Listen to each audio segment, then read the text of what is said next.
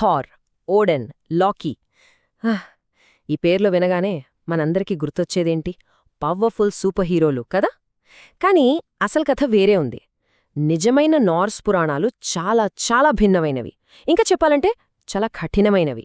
So ఈరోజు మనం ఏం చేద్దామంటే, నీల్ గేమాన్ రాసిన నార్స్ మైథాలజీ పుస్తకాన్ని పట్టుకుని కామిక్ పుస్తకాలకు అస్సలు అందని ఆ పాత చీకటి ప్రపంచంలోకి ఒక ప్రయాణం చేద్దాం. అసలు గేమాన్కి కథలు ఎలా దొరికాయి? ఇన్ని వేల సంవత్సరాల తర్వాత కూడా అవి మనల్ని ఎందుకు ఇంతలా ఆకర్షిస్తున్నాయి? అన్నీ తెలుసుకుందాం. నీల్ గేమాన్ కూడా మనలో చాలామందిలాగే మొట్టమొదట ఈ నార్స్ దేవతల్ని కలిసింది జాక్ కెర్బీ కామిక్స్ ద్వారానే. అదొక అద్భుతమైన సైన్స్ ఫిక్షన్ ప్రపంచమన్నమాట. అస్గార్డ్ అంటే ఏదో భవిష్యత్ నగరం, ఓడెన్ అంటే ఒక గొప్ప జ్ఞాని అయిన రాజు, ఇక థార్ అయితే అందమైన తిరుగులేని హీరో. కానీ ఇక్కడే ఓ ట్విస్టుంది. ఇది కథలో సగం మాత్రమే. సరే మరి, ఆ కామిక్ పుస్తకాల మెరుపు వెనుకున్న అసలైన కఠినమైన పురాణ వాస్తవాలేంటో చూద్దామా? ఈ రెండింటి మధ్య తేడా చూస్తే నిజంగా ఆశ్చర్యపోతారు. గేమాన్ అసలైన పురాణాలను చదివినప్పుడు అతనికొక కొత్త, చాలా ప్రమాదకరమైన ప్రపంచం పరిచయమైంది. నిజమైన అస్గార్డ్ ఒక సైన్స్ ఫిక్షన్ నగరం కాదంట. అదొక పెద్ద వైకింగ్ హాల్, అది చలికి గడ్డగట్టే మంచులో. ఇక ఓడిన్ విషయానికొస్తే అతను కేవలం జ్ఞాని కాదు, చాలా ప్రమాదకరమైనవాడు, ఎవరికీ అంతు చిక్కనివాడు. మరి థార్? అతను తెలివైన స్ట్రాటజిస్ట్ అస్సలు కాదు, ఎర్రగడ్డంతో కోపంతో ఊగిపోయి ఒక బలశాలి మాత్రమే. ఇక లోకీ? అబ్బో, అతను కేవలం అల్లరి చేసేవాడు కాదు, అతనిలో చాలా సంక్లిష్టమైన చీకటి కోణాలున్నాయి. అయితే ఈ పురాణాలన్నింటినీ ఒక పెద్ద విషాదపు నీడ కమ్మేసుంటుంది. దాని పేరే రాగ్నరాక్, అంటే దేవతల యుగాంతం. చూడండి, గ్రీకు లేదా రోమన్ దేవతల్లా కాదు వీళ్ళు. నార్స్ దేవతలకి తమ చావు తప్పదని ముందే తెలుసు. వాళ్ళు ఓడిపోతారని, చనిపోతారని, ఈ ప్రపంచం మొత్తం మంటల్లో మంచులో మునిగిపోతుందని వాళ్లకు తెలుసు. ఈ భయంకరమైన నిజం తెలిసి కూడా వాళ్ళు జీవించాలి. అందుకే వాళ్ల ప్రతి కథలో, ప్రతి నిర్ణయంలో ఆ విషాదం కనిపిస్తూనే ఉంటుంది. సో ఈ విశ్లేషణలో మనం ఏం చూడబోతున్నామంటే, మొదట అస్గార్డ్కు ఆధునిక ప్రవేశద్వారం, తరువాత ఏసీర్లదోని ఆ ముగ్గురు ముఖ్యుల గురించి, ఆరంభానికి ముందు ఏం జరిగిందో చూస్తాం. హింస నుండి ఈ ప్రపంచం ఎలా పుట్టింది, మొదటి మానవులు ఎలా వచ్చారు, చివరగా ఈ దేవతల ఆనవాళ్లు ఇప్పటికీ ఎలా ఉన్నాయో తెలుసుకుందాం. రైట్, ఇక నార్స్ పురాణాల్లోనే మెయిన్ ప్లేయర్స్ గురించి చూద్దాం. వీళ్ళంతా ఏసిర్ అనే దేవతల వంశానికి చెందినవాళ్లు. మొత్తం కథను నడిపించేది ఆ ముగ్గురే: ఓడిన్, థార్ మరియు లోకీ. మొదటగా ఓడిన్, దేవతలందరికీ అధిపతి, ది ఆల్ ఫాదర్. అందరికన్నా పాతవాడు, అందరికన్నా సంక్లిష్టమైనవాడు కూడా. అతను హ్లిట్స్క్యాల్ఫ్ అనే తన సింహాసనం మీద కూర్చుంటే చాలు, 9 లోకాల్లో ఏం జరుగుతుందో మొత్తం చూడగలడు. అతని భుజాలమీద ఎప్పుడూ 2 కాకులుంటాయి. ఒకటి హ్యూగిన్ అంటే ఆలోచన, రెండోది మ్యూనిన్ అంటే జ్ఞాపకం. అవి ప్రపంచమంతా తిరిగివచ్చి రహస్యాలన్నీ అతని చెవిలో చెబుతాయి. అంతేకాదు, యుద్ధంలో వీరమరణం పొందిన యోధుల్ని వల్కైరీల ద్వారా వల్హలా అనే స్వర్గానికి తీసుకెళ్తాడు. ఎందుకంటే రాబోయే యుగాంతపు యుద్ధం కోసం ఒక సైన్యాన్ని సిద్ధం చేయాలి. అందుకే అతనికి గ్రిమ్నీర్, గల్యోస్గార్డ్ ఇలా చాలా పేర్లున్నాయి. అతను కేవలం రాజు కాదు, జ్ఞానం కోసం ఎంతకైనా తెగించేవాడు. జ్ఞానం కోసం ఓడన్ చేసే త్యాగాలకి అస్సలు హద్దులే ఉండవు. దానికి ఇదే అతి పెద్ద ఉదాహరణ. రహస్యమైన రూన్స్ గురించి తెలుసుకోవడం కోసం తనను తాను ఒక ఈటతో పొడుచుకుని ప్రపంచాన్ని మోసే ఇగ్గడ్రాసిల్ అనే మహావృక్షానికి 9 పగళ్లు 9 రాత్రులు తలక్రిందులుగా వేలాడాడు. ఆ భరించలేని బాధ చివర్లో అతనికి మాయాశక్తుల జ్ఞానం మొత్తం దక్కింది. సరే, ఓడిన్ తర్వాత ఇక అతని కొడుకు థార్ గురించి చూద్దాం. థార్ అంటేనే బలం, సూటిగా ఉండే స్వభావం. థోరు ఉరుముల దేవుడు, దేవతలందరిలోనూ అత్యంత బలవంతుడు. అతని కోపం, ఆ ఎర్ర గడ్డం చూస్తే శత్రువులు గడగడలాడతారు. అతని చేతిలో ఎప్పుడూ మరుగుజ్జులు తయారుచేసిన మ్యోల్నీర్ అనే సుత్తుంటుంది. దాని స్పెషాలిటీ ఏంటంటే విసిరితే లక్ష్యాన్ని ఛేదించి మళ్లీ తిరిగి చేతికొచ్చేస్తుంది. దానికి తోడు మెగిన్జోడ్ అనే ఒక బెల్టుంటుంది. అది పెట్టుకుంటే అతని బలం రెట్టింపవుతుంది. అతను దేవతల రాజ్యమైన అస్గార్డ్కి, మానవుల రాజ్యమైన మిడ్గార్డ్కి రెండింటికి రక్షకుడు. ఓకే, ఇక ఇప్పుడొస్తున్నాడు అసలైన క్యారెక్టర్, దేవతలందరిలోకి అత్యంత సంక్లిష్టమైన మాటలతో మాయ చేసేవాడు లోకి. అవును, లాకీ. అతన్లాంటి పాత్ర ఇంకొకటి ఉండదు. చూడ్డానికి చాలా అందగాడు. మాటలతో ఎవ్వర్నైనా ఇట్టే నమ్మించేస్తాడు. కాని అతని మనసంతా అసూయ, కోపంతో నిండి ఉంటుంది. అతను రాక్షసుల వంశంలో పుట్టాడు. అయినా సరే ఓడెన్తో రక్తప్రమాణం చేసి ఏకంగా అతనికి సోదరుడయ్యాడు. ఏ రూపమైనా తీసుకోగలడు.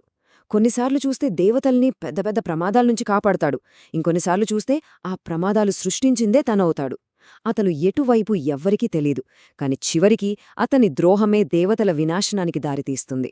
సరే, ఇప్పుడు మనం చాలా వెనక్కి వెళ్దాం. ఎంత వెనక్కి అంటే, కాలం మొదలవడానికి ముందు, ప్రపంచం పుట్టడానికి ముందు, అసలు దేవతలు కూడా లేనప్పటికీ.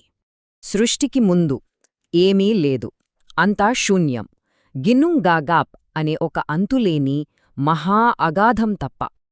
అంతులేని శూన్యానికి రెండు చివర్లల్లో రెండు విపరీతమైన శక్తులుండేవి. ఒకవైపు ఉత్తరాన నిఫ్ఫుల్హైమ్ అంటే గడ్డకట్టించే చలి, పొగమంచుతో నిండిన ప్రపంచం. మరోవైపు దక్షిణాన మస్పల్ అంటే నిప్పులు చిమ్మే అగ్ని ప్రపంచం. అక్కడ సర్టర్ అనే ఒక రాక్షసుడు చేతిలో అగ్నిఖడ్గం పట్టుకుని యుగాంతం కోసం ఎదురుచూస్తూ కాపలా కాసేవాడు.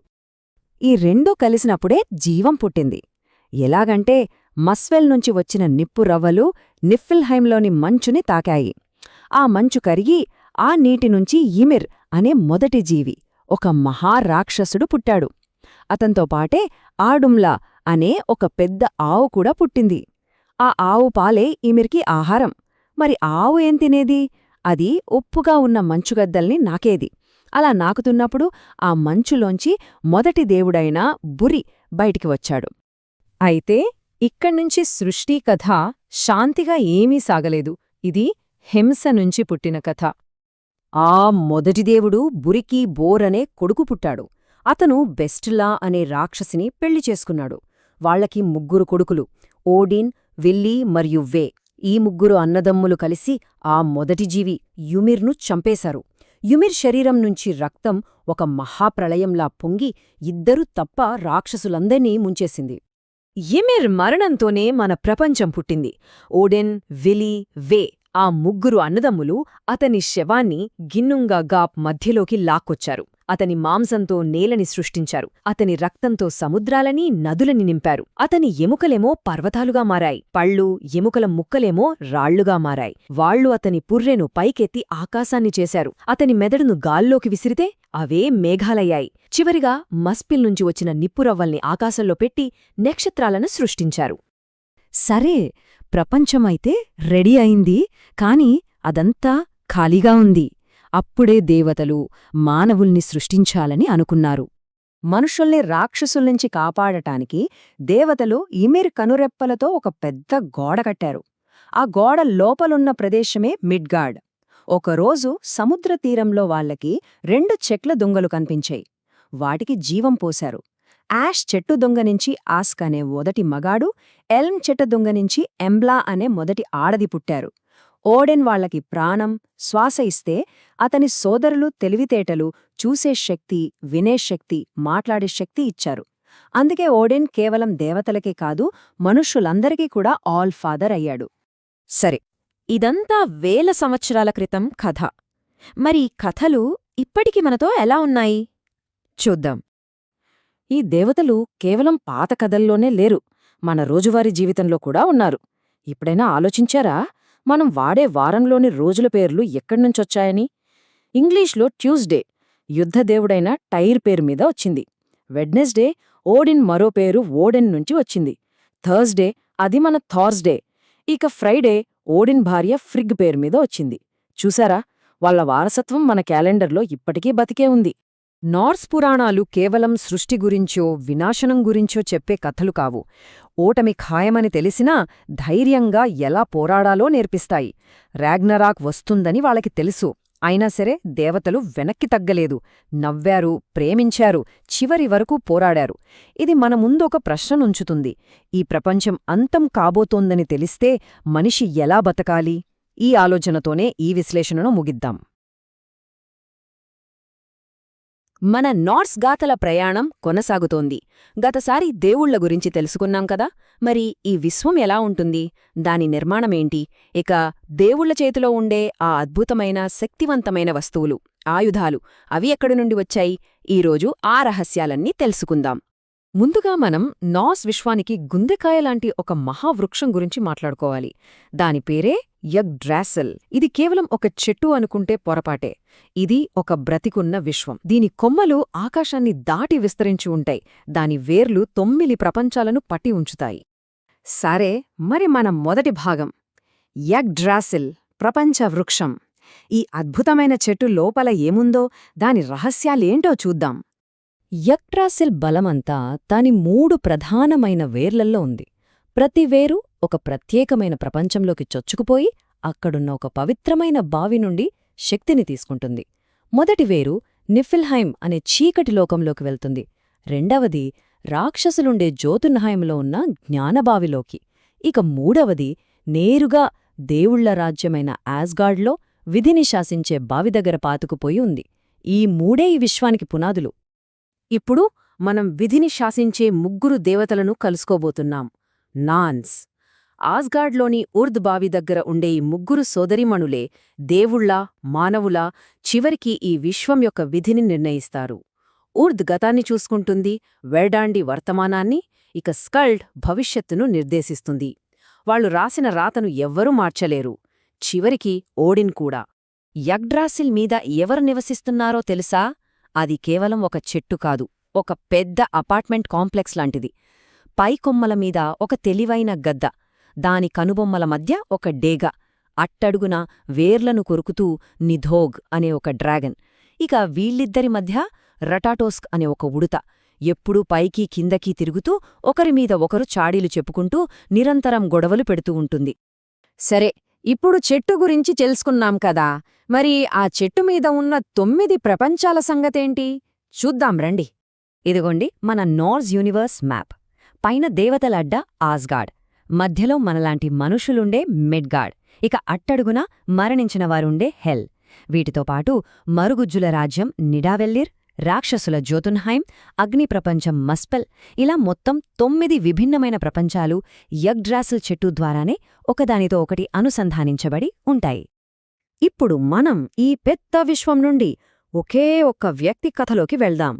జ్ఞానం కోసం తను ఏం చేశాడో తెలిస్తే ఆశ్చర్యపోతారు. ఆయనే ఓడిన్, అందరి తండ్రి. ఓడిన్ కథలోకి వెళ్లే ముందు మనల్ని మనం ఒక ప్రశ్న అడుగుదాం. అసలు జ్ఞానానికి నిజమైన వెల ఎంత? దానికోసం మనం ఎంత మూల్యం చెల్లించగలం? ఓడిన్ సమాధానం మన ఊహకు కూడా అందదు. అందుకే ఓడిన్ తన రూపాన్ని మార్చుకుని ఒక సాధారణ బాటసారిలా ప్రమాదకరమైన జోతున్హైమ్కి బయలుదేరాడు. అతని లక్ష్యం ఒకటే, తన మామాయన మిమిర్ కాపలా కాస్తున్న బావి నుండి జ్ఞానాన్ని సంపాదించడం. మిమిర్ని కలిసి ఒక్క గుక్కెడు నీళ్లు చాలు అని అడిగాడు. కాని మిమిర్ అడిగిన వెల చాలా భయంకరమైనది. ఆ నీళ్లకోసం ఓడిన్ తన కన్నుని ఇవ్వాలి. ఓడిన్ ఒక్క క్షణం కూడా వెనుకాడలేదు, ఆలోచించలేదు. తన చేతులతోనే తన కన్ను పెకిలించి ఆ బావిలో పడేశాడు. ఆ కన్ను ఆ బావి లోతుల్లోకి మునిగిపోయి అక్కడినుంచే విశ్వరహస్యాలన్నిటినీ చూస్తూ ఉండిపోయింది. ఆ నీళ్లు తాగగానే ఓడిన్లోకి అపారమైన జ్ఞానం ప్రవహించింది. అవును, ఒక కన్ను కోల్పోయాడు, కాని ఆ ఒక్క కన్నుతోనే అంతకుముందు 2 కళ్లతో చూడలేనిది కూడా చూడగలిగాడు. ఈ త్యాగం అతనికి ఒంటికన్ను దేవుడు అనే పేరును కూడా తెచ్చిపెట్టింది. కాని మిమిర్ కథ అక్కడితో అయిపోలేదు. తరువాత జరిగిన యుద్ధంలో వనీర్ దేవతలు అతని తల నరికి ఓడినికి పంపారు. ఓడిని ఏం చేశాడో తెలుసా? మంత్రాలతో ఆ తల కుళ్ళిపోకుండా చేసి దానికి మాట్లాడే శక్తినిచ్చాడు. అలా మిమిర్ జ్ఞానం ఓడిన్కు ఎల్లప్పుడూ సలహాలు ఇస్తూనే ఉంది. సరే, ఇప్పుడుదాకా త్యాగాలు, జ్ఞానం గురించి చూశాం. ఇప్పుడు కథ మొత్తం మారిపోతుంది. కథలోకి లోకి ఎంటరవుతున్నాడు, అంటే అల్లరి మొదలైనట్టే. లోకి ఎప్పటిలాగే తాగి ఉన్నప్పుడో ఒక పనికి మాలిన పని చేశాడు. థోర్ భార్య సిఫ్ నిద్రపోతుంటే ఆమె అందానికి చిహ్నమైన ఆమె అద్భుతమైన బంగారు జుట్టు మొత్తాన్ని కత్తిరించేశాడు. ఇది కేవలం చిలిపి పని కాదు, థోర్ గర్వాన్ని అవమానించడమే. ఇక చూడాలి థోర్ కోపం. ఆ కోపానికి భూమి కంపించిపోయింది. లోకీని పట్టుకుని, నా భార్య జుట్టు తిరిగి తీసుకురాకపోతే నీ ఒంట్లో ఒక్క ఎముక కూడా మిగలదు అని బెదిరించాడు. ప్రాణభయంతో లోకీకి ఏం చెయ్యాలో పాలుపోలేదు. తనకున్న ఒకే ఒక్క దారి 9 ప్రపంచాల్లోకెల్లా గొప్ప సృష్టికర్తలైన మరుగుజ్జుల దగ్గరకు వెళ్లడం. అలా నిడావెల్లిర్కు వెళ్లి ఇవాల్టి కొడుకులు అనే మరుగుజ్జులను కలిశాడు. వాళ్ళు అద్భుతాలు చేశారు. సిఫ్ కోసం బంగారంతో జుట్టు, ఎప్పుడూ లక్ష్యాన్ని తప్పని గుంగ్నీర్ ఈట, జేబులో పట్టేంత చిన్నగా మడవగలిగే స్కిడ్బ్లాడ్నీర్ అనే ఓడ, ఇలా 3 అద్భుతమైన సంపదలను సృష్టించారు. కాని లోకీ అహంకారం చూశారా? సమస్య తీరిపోయింది కదా అని సైలెంట్గా ఉండకుండా బ్రాక్, ఈట్రీ అనే మరో 2 మరుగుజ్జుల దగ్గరికి వెళ్లి, మీరు ఇంతకన్నా గొప్పవి చెయ్యలేరు, చేస్తే నా తల పందెం అని సవాలు విసిరాడు. ఇక బ్రాక్, ఈట్రీ పని మొదలుపెట్టారు. లోకీ వాళ్ళని ఓడించాలని ఒక ఈగలా మారిపోయాడు. మొదటిసారి బ్రాక్ చేతిమీద కుట్టాడు. అయినా అతను ఆగలేదు.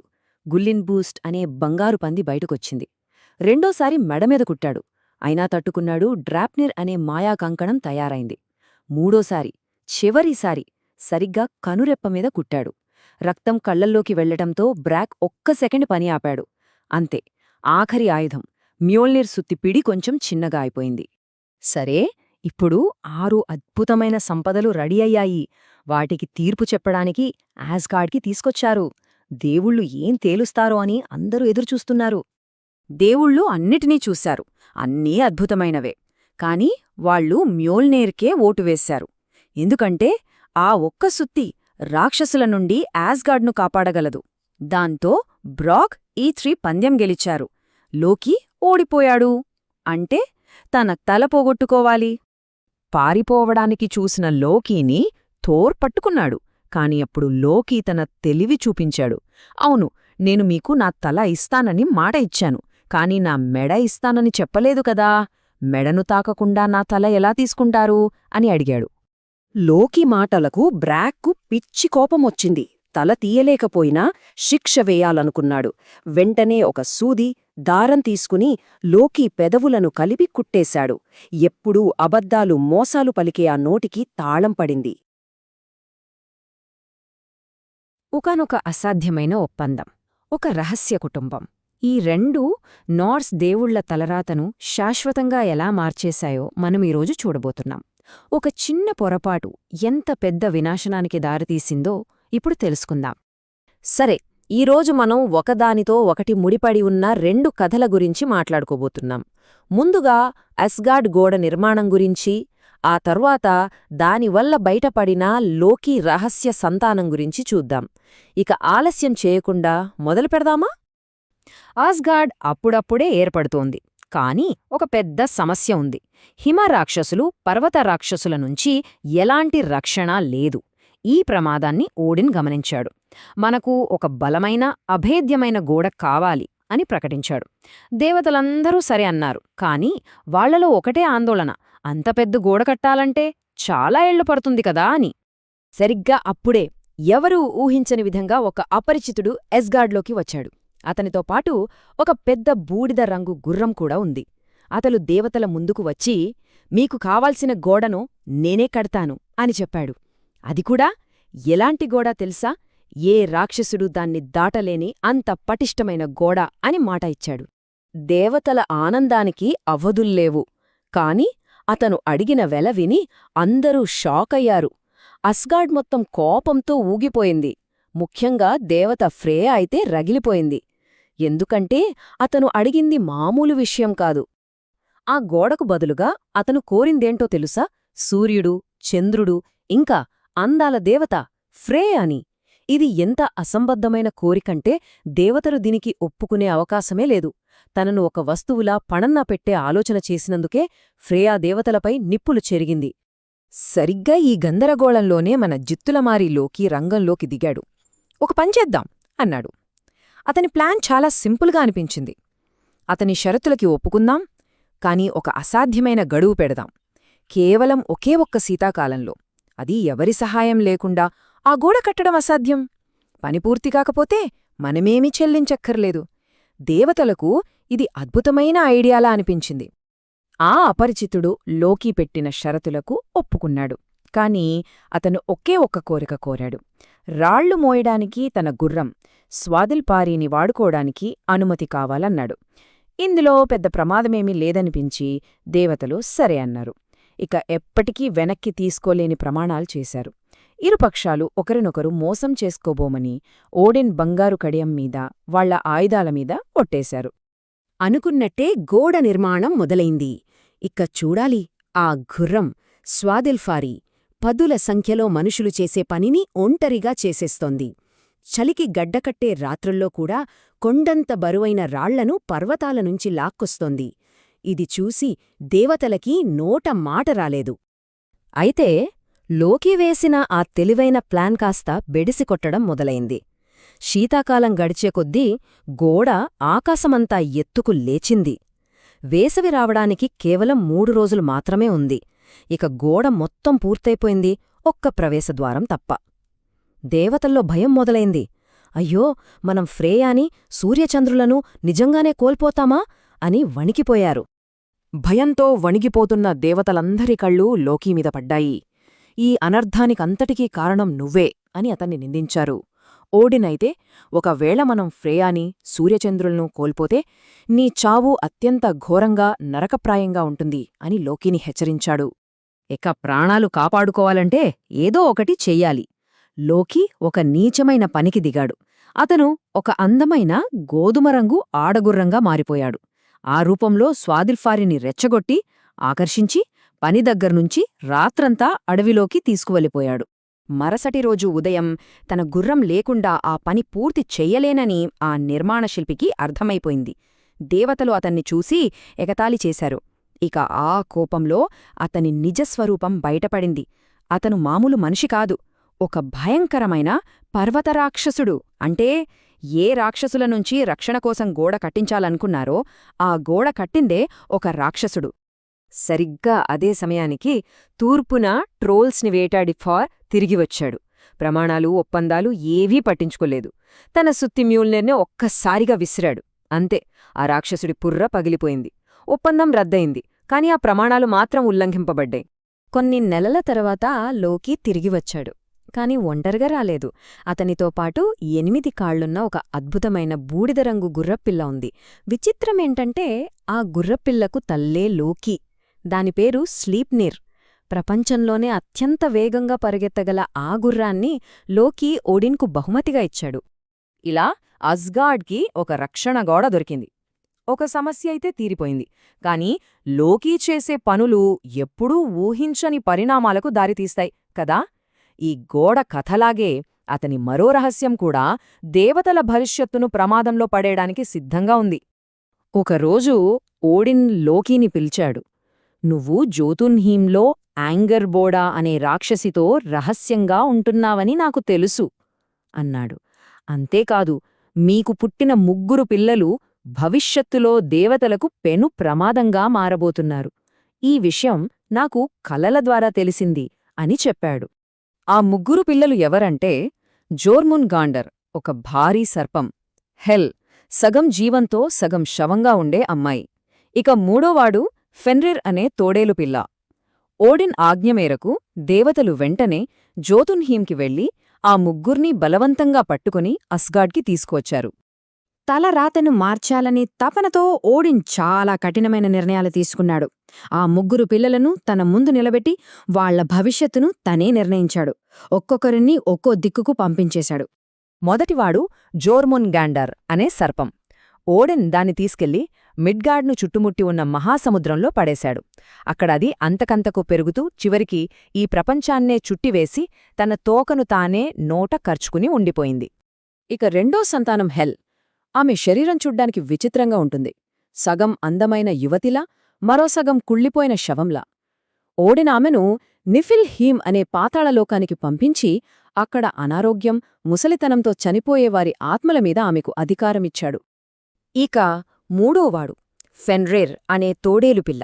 దాన్ని మాత్రం దేవతలు తమతో పాటే అస్గార్డ్లో ఉంచుకోవాలని నిర్ణయించుకున్నారు. కాని అది ఊహించని వేగంతో పెరగడం మొదలుపెట్టింది.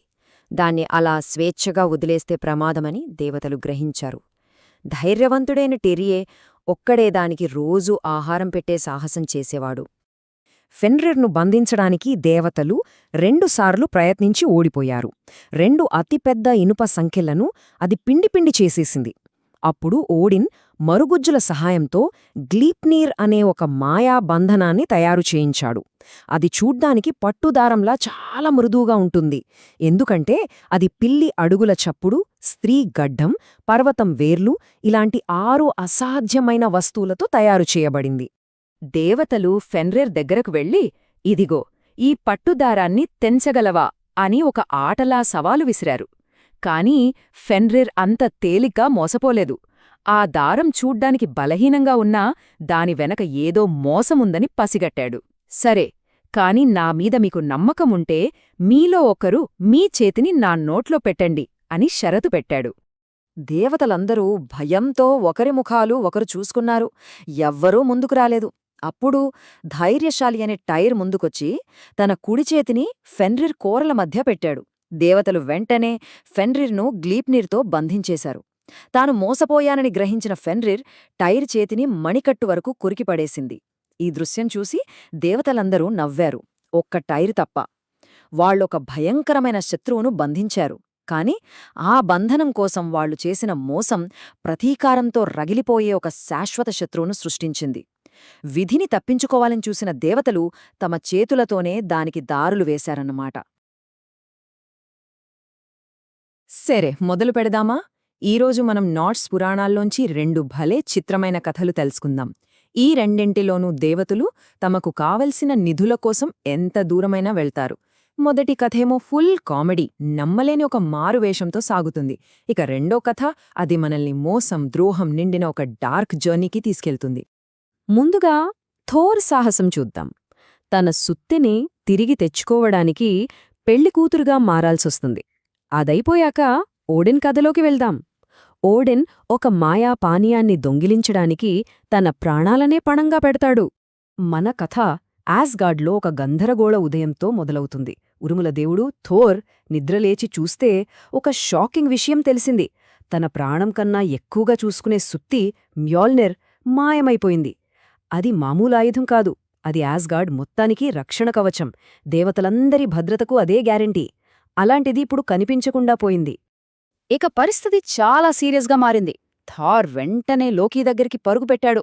ఎందుకంటే ఇలాంటి తలనొప్పులొచ్చాయంటే దాని వెనక ఎక్కడో ఒక చోట లోకీ హస్తముండే ఛాన్సుంది. ఇద్దరూ కలిసి దేవత ఫ్రేయా దగ్గరికి వెళ్లారు. మ్యోల్నీరును వెతకాలంటే లోకీకి ఫ్రేయా దగ్గరున్న మాయా ఈకల వస్త్రం కావాలి. దాన్ని వేసుకుంటే గద్దలా ఎగిరివెళ్లొచ్చు. ఆ వస్త్రం వేసుకోగానే లోకీకి రెక్కలొచ్చినట్టయింది. వెంటనే రాక్షసుల రాజ్యమైన యోటున్హీమ్కి ఎగిరిపోయాడు. అక్కడ రాక్షసుల రాజు థ్రిమ్ని కలిశాడు. లోకీ అడగటమే ఆలస్యం. థ్రిమ్ ఏమాత్రం దాచుకోకుండా చాలా గర్వంగా నిజాన్ని ఒప్పుకున్నాడు. అవును, ఆ సుత్తిని దొంగిలించింది తానేనని చెప్పాడు. థ్రిమ్ ఆ సుత్తిని భూమిలో ఏకంగా 8 మైళ్ల లోతున దాచిపెట్టాడట. మరి దాన్ని తిరిగివ్వాలంటే ఒక విచిత్రమైన కండిషన్ పెట్టాడు. ఆ రాక్షసుడికి బంగారమో రాజ్యమో అక్కర్లేదు, వాటన్నిటికంటే విలువైనది కావాలన్నాడు. దేవతల్లోకెల్లా అందగత్తైన ఫ్రేయాని తనకిచ్చి పెళ్లి చేయాలన్నది వాడి డిమాండ్.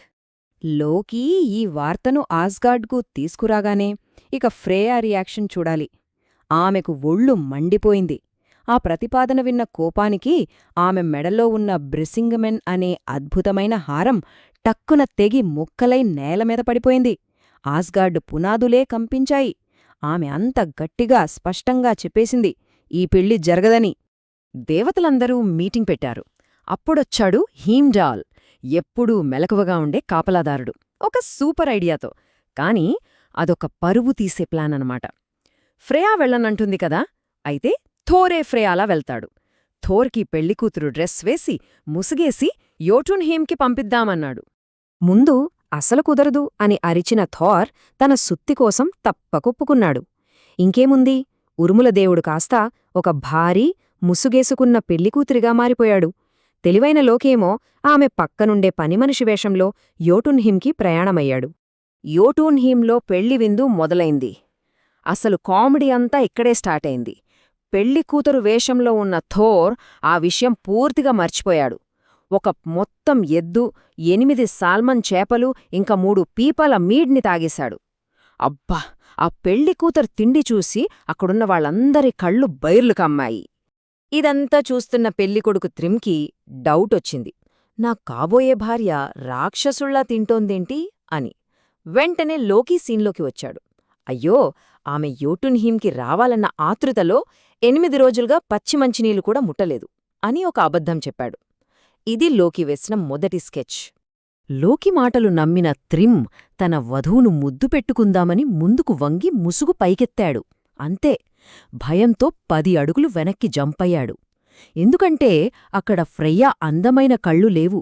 కోపంతో నిప్పులు కక్కుతున్న థోర్ ఎర్రటి కళ్ళు కనిపించాయి. మళ్లీ లోకీనే సీన్లోకి రావాల్సొచ్చింది. ఓహ్, దానికేం కంగారుపడకండి అన్నాడు. ఆమె మీకోసం ఎదురుచూసీ చూసి 8 రాత్రులుగా కంటిమీద కునుకు లేకుండా గడిపింది. అందుకే కళ్ళు అలా ఉన్నాయి. లోకీ చెప్పిన రెండో అబద్ధం కూడా పర్ఫెక్ట్గా పనిచేసింది. ఇక కథ చివరి అంకానికి వచ్చేసింది. లోకీ మాటలతో పూర్తిగా కన్విన్స్ అయిన త్రిమ్ పెళ్లిని పూర్తి చేయడానికి మ్యోల్నీర్ను తీసుకురమ్మని ఆజ్ఞాపించాడు. వాళ్ల సాంప్రదాయం ప్రకారం సుత్తిని పెళ్లికూతురు ఒడిలో పెట్టాలి. వధువును పవిత్రం చేయడానికి సుత్తిని తీసుకురండి అని గట్టిగా అరిచాడు. తారెదురుచూస్తున్న క్షణం రానే వచ్చింది. తన ప్రియమైన సుత్తి చేతికి తగలగానే అతని మారువేషం ముగిసింది. గట్టిగా ఒక నవ్వు నవ్వాడు. ఇంకేముంది, ఆ తర్వాత అక్కడ రక్తపాతమే. మొదట త్రిమ్ను, ఆ తర్వాత ఆ హాల్లో ఉన్న ప్రతి రాక్షసుణ్ణి తన సుత్తితో చంపేశాడు. సరే, ఈ కామెడీ అంతా పక్కన పెడితే ఇప్పుడు మనం కొంచెం డార్క్గా ఉండే మరో కథలోకి వెళ్దాం. రక్తం, మోసంతో పుట్టిన ఒక నిధి కథ ఇది. ఈ కథ ఎక్కడ మొదలవుతుందంటే, ఏసిర్, వనిర్ అనే 2 దేవతల వంశాల మధ్య భయంకరమైన యుద్ధం జరిగి శాంతి ఒప్పందం కుదిరినప్పుడు శాంతికి గుర్తుగా దేవతలందరూ ఒకే పాత్రలో ఉమ్మారు. అలా చేయడం వల్ల తెలియకుండానే ఒక కొత్త జీవి పుట్టాడు. విచిత్రంగా ఆ ఉమ్మి నుంచి క్వాసర్ అనే ఒక జీవి పుట్టాడు. అతను దేవుడు కాదు, మనిషి కాదు, కాని 9 లోకాలలోకెల్లా అత్యంత తెలివైనవాడు. ప్రపంచమంతా తిరిగి ఎవరు ఏ ప్రశ్న అడిగినా సమాధానం చెప్పేవాడు.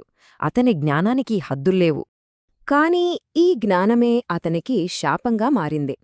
ఫ్యాలార్, గాలార్ అనే 2 దుర్మార్గపు మరుగుజ్జులు క్వాసిర్ను తమ ఇంటికి పిలిచి అత్యంత దారుణంగా హత్యచేశారు. అతని రక్తాన్ని ఓడ్రరీర్ అనే కెటిల్లో, బోన్, సోన్ అనే 2 గిన్నెలలో పట్టుకున్నారు. క్వాసిర్ రక్తాన్ని తేనెతో కలిపి వాళ్లు కవిత్వ మీడ్ అనే ఒక మాయాపానీయాన్ని తయారుచేశారు.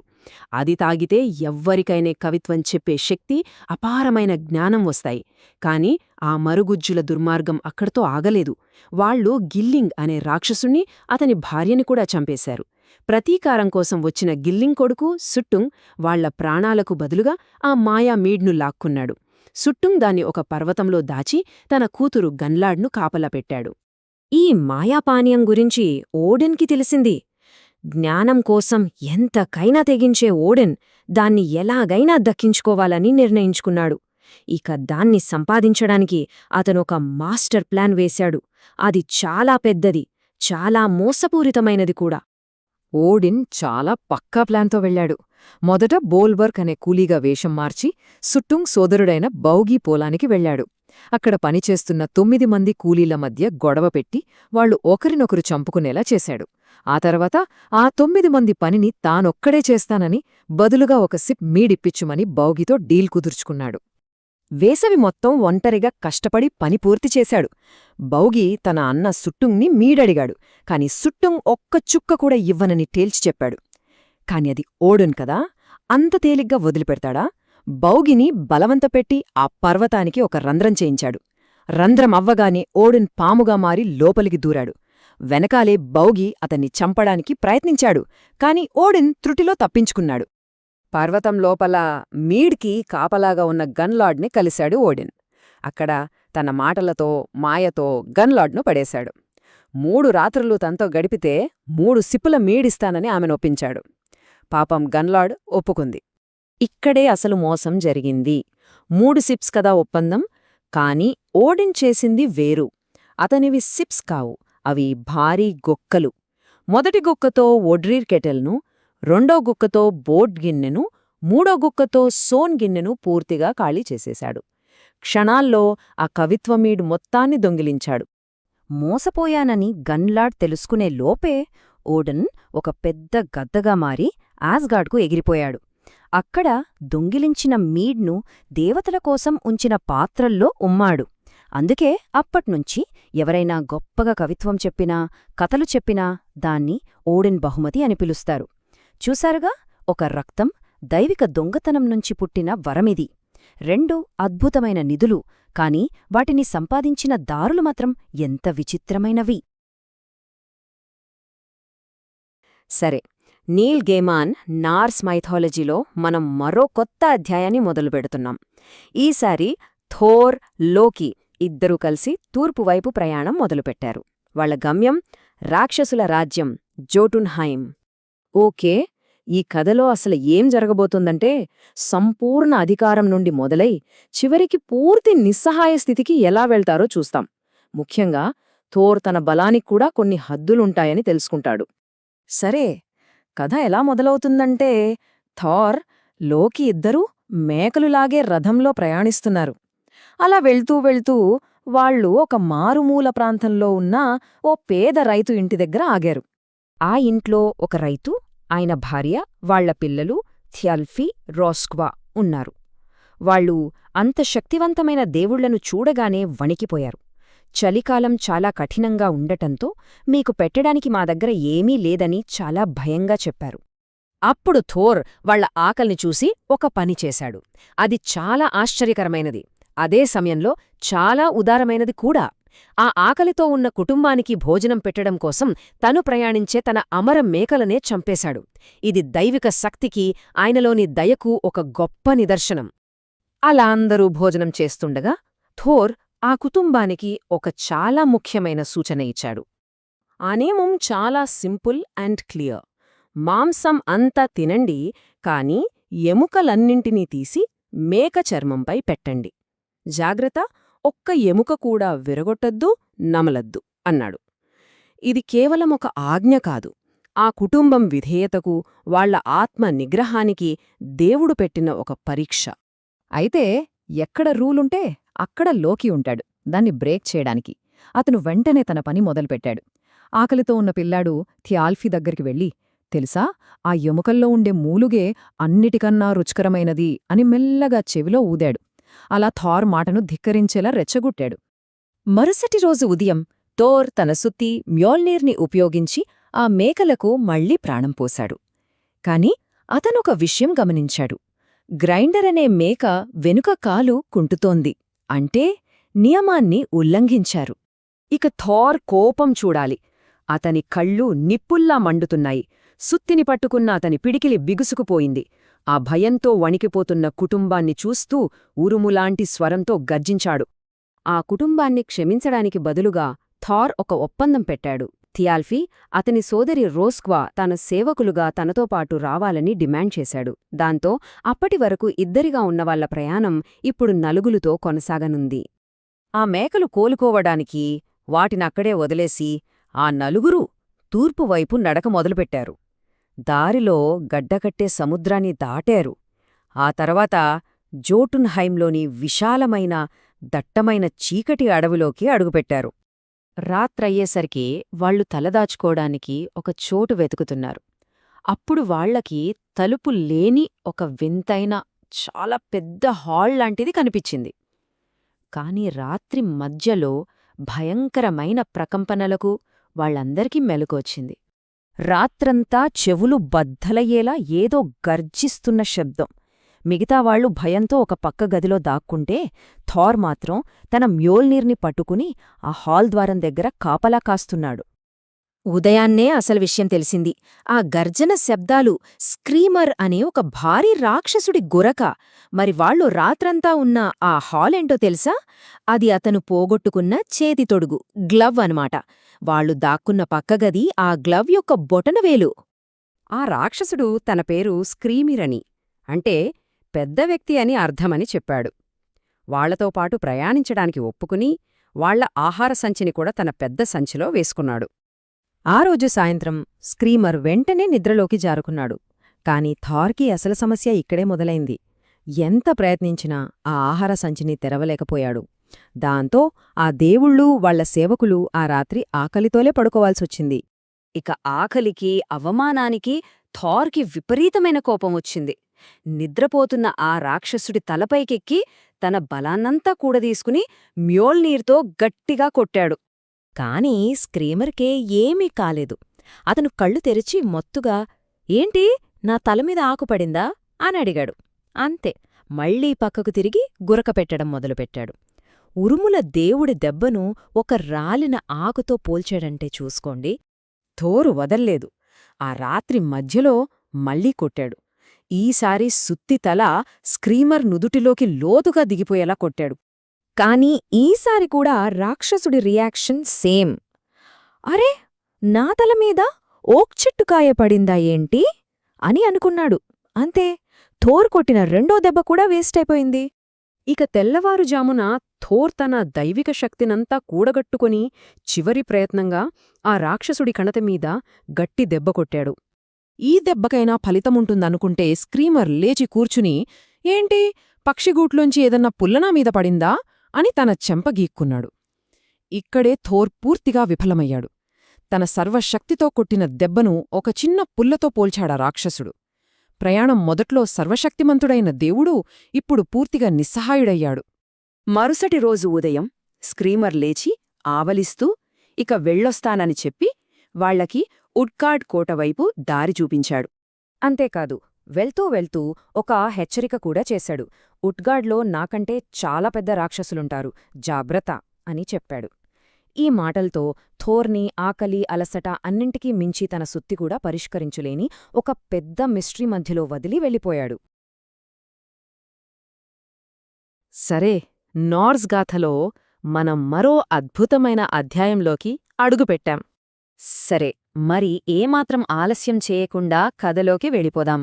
ఆస్గార్డ్కే అత్యంత శక్తిమంతుడైన దేవుడు అవమానంతో తలదించుకుంటేలా ఉంటుంది? అదే మన మొదటి కథ. మన హీరోలిప్పుడు ఎక్కడున్నారంటే రాక్షసుల రాజ్యమైన జోటున్హైమ్కి నడిబొడ్డున.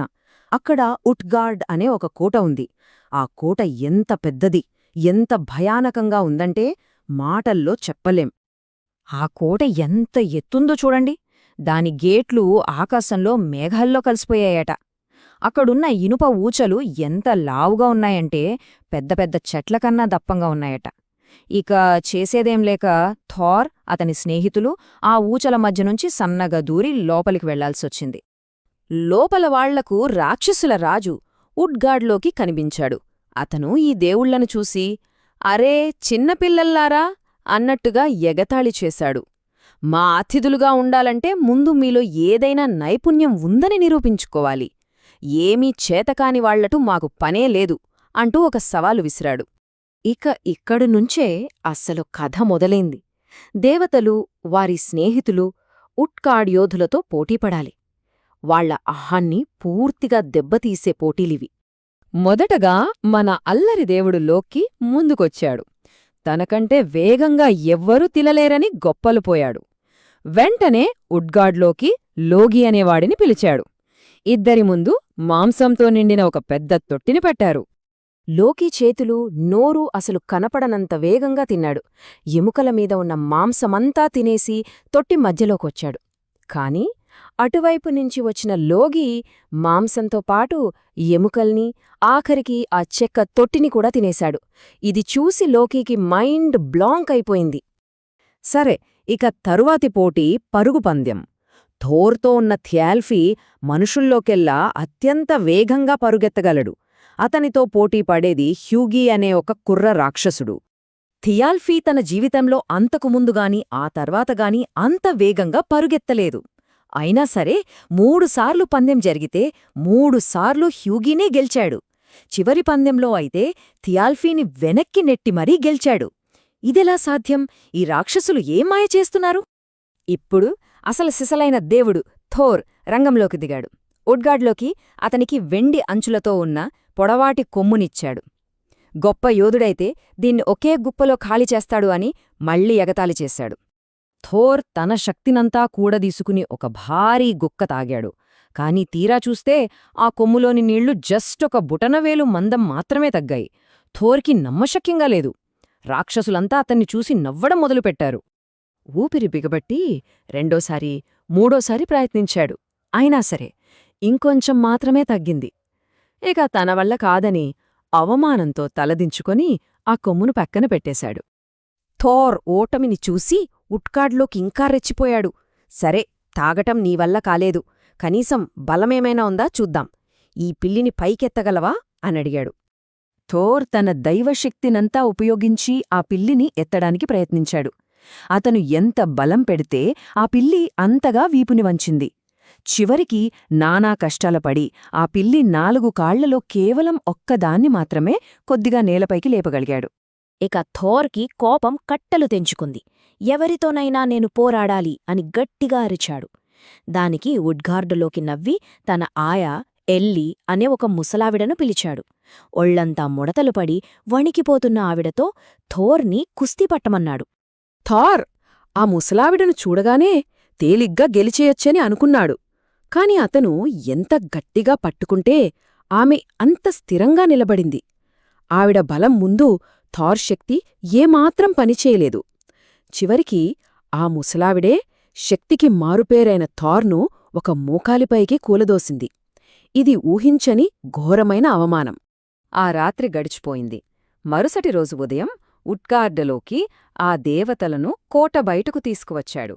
అప్పుడు ఆ భ్రమల వెనుక ఉన్న అసలు నిజాన్ని చెప్పడం మొదలుపెట్టాడు. ఇక్కడ అసలు విషయం ఏంటంటే, జరిగిన పోటీలన్నీ ఒక పెద్ద మాయ. లోకీ పోటీపడింది లోగీతో కాదు, అది అగ్ని, దావానలం. థియాల్ఫీ పరిగెత్తింది హ్యూగీతో కాదు, అది ఆలోచన.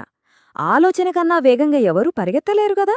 ఇక థోర్ తాగడానికి ప్రయత్నించిన కొమ్ముకి రెండో చివర సముద్రంలో ఉంది. ఆ పిల్లి మరెవ్వరూ కాదు, సాక్షాత్తు మిడ్గార్గ్ మహాసర్పం జోర్మున్గాండర్. ఇక చివరిగా థోర్ని ఓడించిన ఆ ముసలావిడ ఎల్లి వృద్ధాప్యాన్ని ఎవ్వరూ జయించలేరు కదా. నువ్వు ఆ పిల్లి పాదాన్ని నేలమీదనుంచి పైకి లేపినప్పుడు నువ్వు మిడ్గార్డ్ సర్పాన్ని ఎత్తావు. దాన్ని ఆకాశానికి తాకేంత ఎత్తుకు లేపావు. అది చూసి మేమంతా భయంతో చచ్చిపోయాం అని చెప్పాడు ఉట్కాడలోకి. అంతేకాదు, అంతకుముందు స్క్రీమర్ అనే రాక్షసుడిమీద నువ్వు కొట్టిన 3 సుత్తిదెబ్బలో ఒక మనిషికి తగలలేదు. అవి ఒక పర్వతానికి తగిలాయి. ఇప్పుడు అక్కడ 3 లోతైన లోయలు ఏర్పడ్డాయి. నీ శక్తి అలాంటిది. దాన్ని మేము తెలివిగా పక్కదారి పట్టించాం. ఈ మోసం గురించి తెలిసాక థార్ కోపం కట్టలు తెంచుకుంది. ఉడ్గార్డలోకిని చంపేద్దామని తన సుత్తి మ్యోల్నీర్ని పైకెత్తాడు. కాని ఒక్క క్షణంలో ఉడ్గార్డలోకి అతని మహాకోట అన్నీ మాయమైపోయాయి. అక్కడ వాళ్లకు కనిపించింది కేవలం ఖాళీగా ఉన్న పచ్చగి మైదానం మాత్రమే. అలా ఆ కథ ముగిసింది. ఇప్పుడు మనం రెండో కథలోకి వెళ్దాం. కథ మరో మలుపు తీసుకుంటుంది. ఓడెన్, హోనీర్ ఇంకా లోకీ కలిసి ఒక కొత్త ప్రయాణం మొదలుపెడతారు. కాని వాళ్లకి తెలీదు, లోకీ కోపమే వాళ్ల పాలిట ఒక పెద్ద విపత్తుగా మారబోతోందని. ఈ 3 దేవతలు పర్వతాల్లో ప్రయాణిస్తున్నారు. ఆకలేసి ఒక ఎద్దును వండుకుందామని ప్రయత్నిస్తుంటే అది ఎంతసేపటికి ఉడకట్లేదు. ఏదో మాయ జరుగుతోందని వాళ్ళకర్థమైంది. అప్పుడు పైనున్న చెట్టుమీదనుంచి ఒక పెద్ద గద్ద అది నా పనే అనంది. ఆ మాయను తీసేయాలంటే మాంసంలో మంచి ముక్కలు తనకివ్వాలని డిమాండ్ చేసింది. గద్ద వచ్చి మాంసంలో మంచి భాగాలన్నీ తీసుకుపోవడంతో లోకికి పట్టరాని కోపం వచ్చింది. వెంటనే ఒక పెద్ద కొమ్మను తీసుకుని గద్దను బలంగా కొట్టాడు. కాని ఇక్కడే అసలు చిక్కు వచ్చిపడింది. ఆ కొమ్మ గద్ద వీపుకు అతుక్కుపోయింది. లోకి చేతులు ఆ కొమ్మకు అతుక్కుపోయాయి. గద్ద గాల్లోకి ఎగరగానే లోకీ కూడా దాంతోపాటు పైకి లేచాడు. రాళ్లకు కొండలకు గుద్దుకుంటూ నరకం చూశాడు. ప్రాణాల కోసం వేడుకుంటే ఆ గద్ద తన అస్సల రూపం బయటపెట్టింది.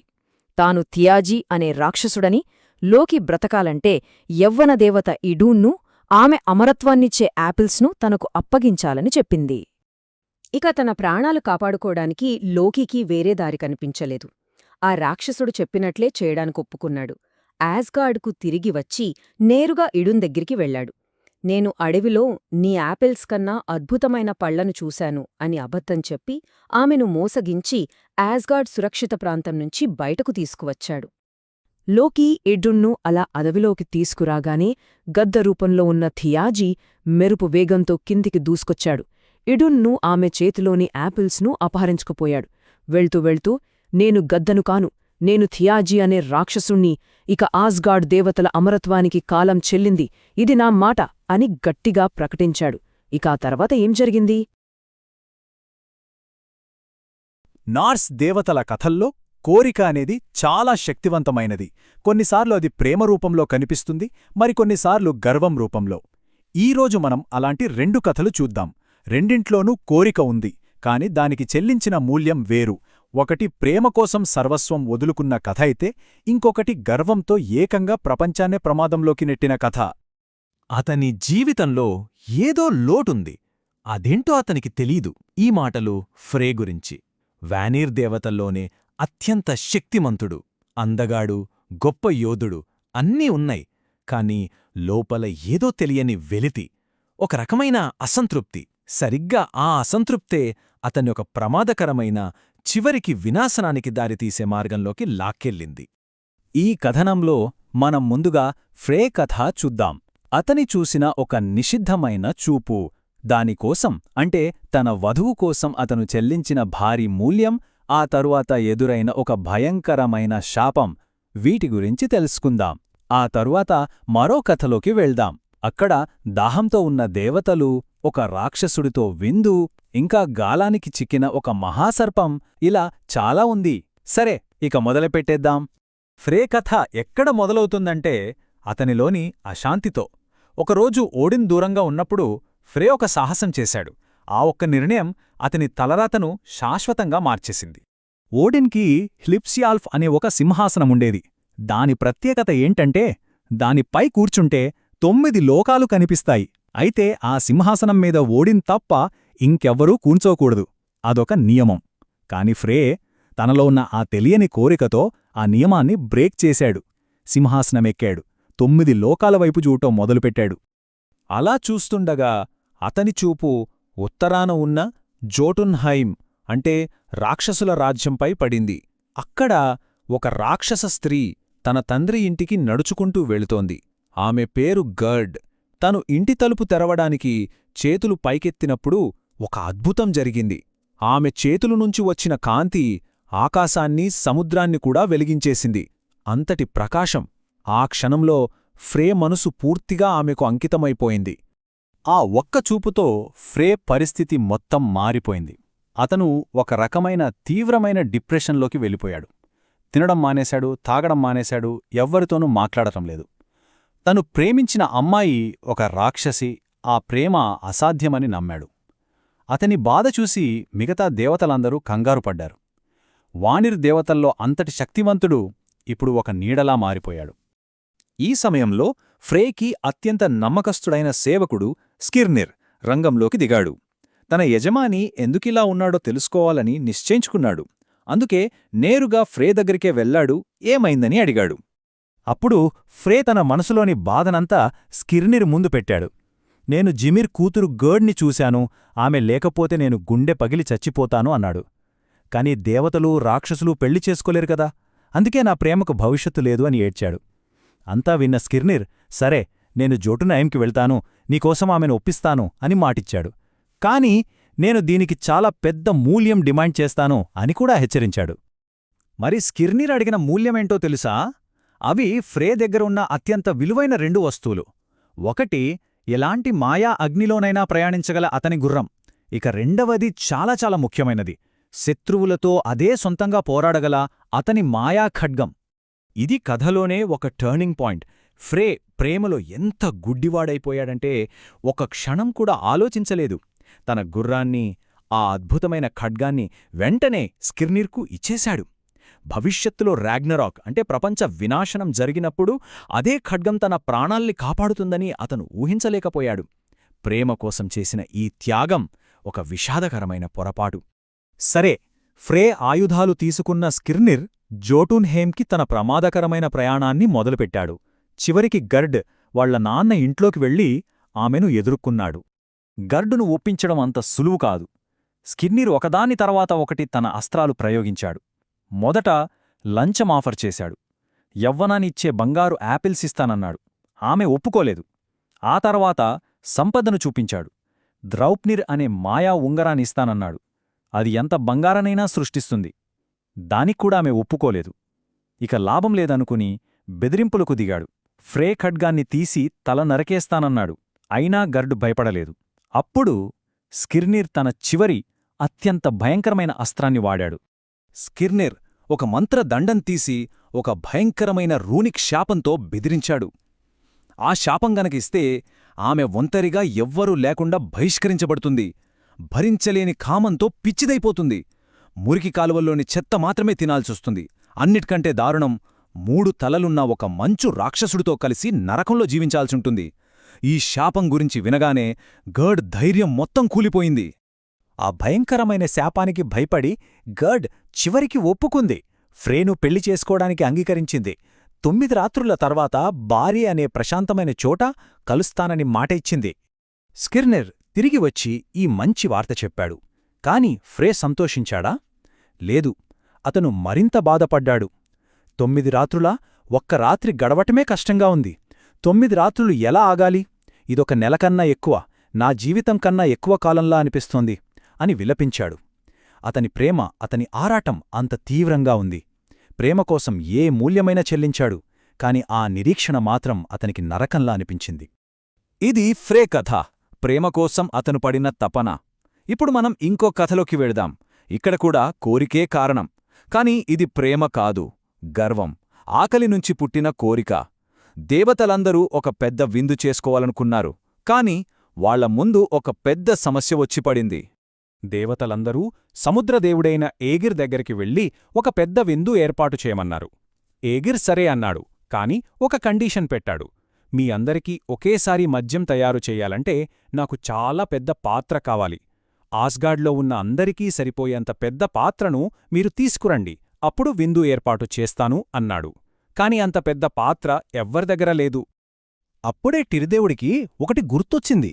వాళ్ల నాన్న హైమిర్ అనే రాక్షసుడి దగ్గర ఒక పెద్ద కాల్డ్రన్ అంటే ఒక పెద్ద పాత్ర ఉందని చెప్పాడు.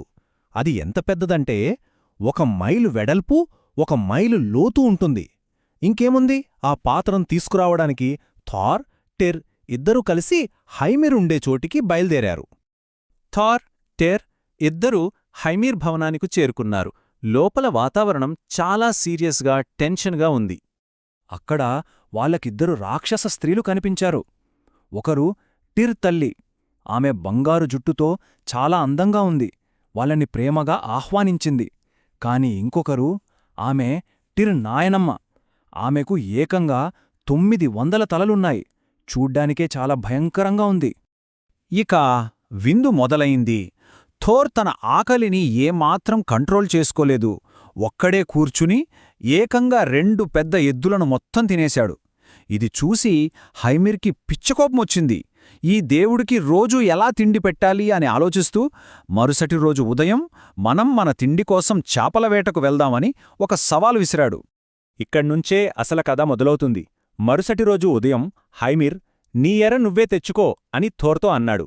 థోర్ ఏమాత్రం ఆలోచించకుండా హైమిర్ పశువుల మందలోకి వెళ్లాడు. అక్కడున్న అన్నిటికంటే పెద్ద, ఉత్తమమైన నల్ల ఎద్దు తలని తన చేతులతోనే విరిచేసి ఎరగా పట్టుకొచ్చాడు. సముద్రంలోకి వెళ్ళాక హైమీరేదో 2 పెద్ద తిమింగలాలను పట్టి గర్వపడ్డాడు.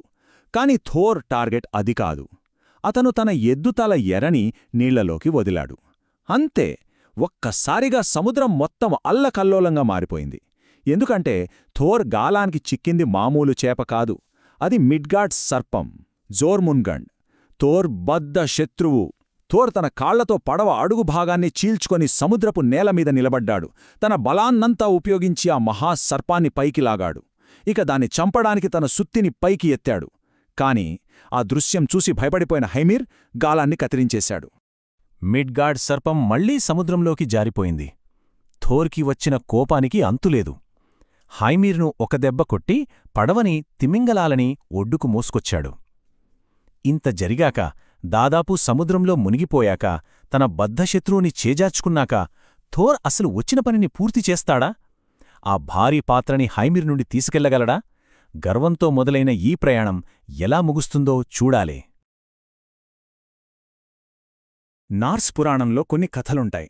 అవి దేవతల జీవితాలపై చీకటి నీడల్లా పడతాయి. భవిష్యత్తును శాశ్వతంగా మార్చేస్తాయి. అలాంటి ఓ విషాదగాథ గురించే మనం ఈరోజు తెలుసుకోబోతున్నాం. అదే అందరిచేతా ప్రేమించబడే దేవుడు బాల్డర్ మరణం. అస్గార్డ్లో దేవతలందరిలోనూ అత్యంత ప్రియమైనవాడు బాల్డర్. ఏ ఆయుధమూ అతన్ని గాయపరచలేదు, ఏ విషమూ హాని చేయలేదు.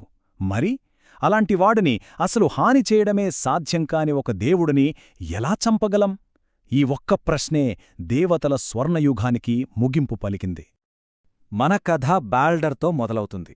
ఓడిన్ ఫ్రిగ్ల కుమారుడు, కాంతికి స్వచ్ఛతకు ప్రతిరూపం. కాని ఎంత అందమైన దేవుడైనా సరే, ఈ మధ్య అతన్ని భయంకరమైన పీడకలలు వెంటాడుతున్నాయి.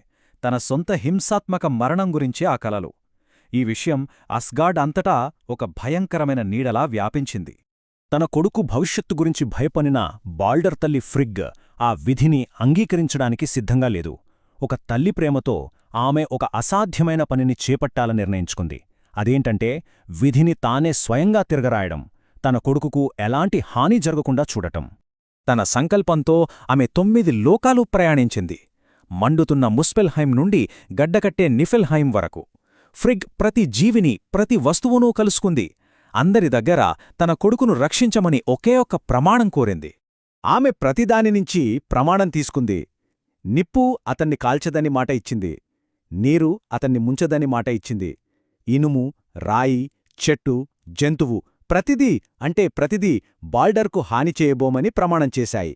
అలా ఆమె తన కొడుకు చుట్టూ ఒక అభేద్యమైన కవచాన్ని నిర్మించింది. కాని ఆ తొందరలో ఆమె ఒక్కదాన్ని మాత్రం విస్మరించింది. అదే వల్హల్లాకు పశ్చిమాన పెరుగుతున్న మిస్టిలీటో మొక్క. అది ప్రమాణం తీసుకోవడానికి మరీ చిన్నది, మరీ బలహీనమైనది అని ఆమె భావించింది. అయ్యో, అదెంత ప్రాణాంతకమైన పొరపాటో ఆమెకప్పుడు తెలియదు. ఈ వార్తతో అస్గార్డ్లో పండుగ వాతావరణం నెలకొంది. దేవతలు ఒక కొత్త ఆటను కనిపెట్టారు. అదే బాల్డర్ అభేద్యతను పరీక్షించడం. వాళ్లు అతనిపైకి గొడ్డలు విసిరారు, రాళ్లు రువ్వారు. కాని ప్రతి ఆయుధం అతన్ని తాకకుండానే పక్కకు తప్పుకుంది. ఆ నవ్వుల వెనుక రాబోయే పెను విషాదం దాగి ఉందని ఎవ్వరూ ఊహించలేదు. కాని అందరూ ఆ వేడుకలో పాల్గొనలేదు. మోసల దేవుడు లోకి పక్కన నిలబడి ఇదంతా చూస్తున్నాడు. అతనిలో అసూయ కట్టలు తెంచుకుంది. బాల్డర్ కీర్తిని చూసి అతని హృదయంలో ద్వేషం పెరిగిపోయింది. దేవతల ఆనందమే అతని కుట్రకు ఆజ్యం పోసింది. తన దుష్ట ప్రణాళికను అమలు చేయడానికి లోకి తన రూపాన్ని మార్చుకున్నాడు. ఎంతో దయగల, నిస్సహాయురాలైన ఒక వృద్ధురాలి వేషంలో ఫ్రిగ్ దగ్గరికి వెళ్లాడు. అతని మనసులో ఒకే ఒక లక్ష్యముంది. ఆమె రహస్యాన్ని ఎలాగైనా తెలుసుకోవాలి. నిజంగా అన్నీ ప్రమాణం చేశాయా?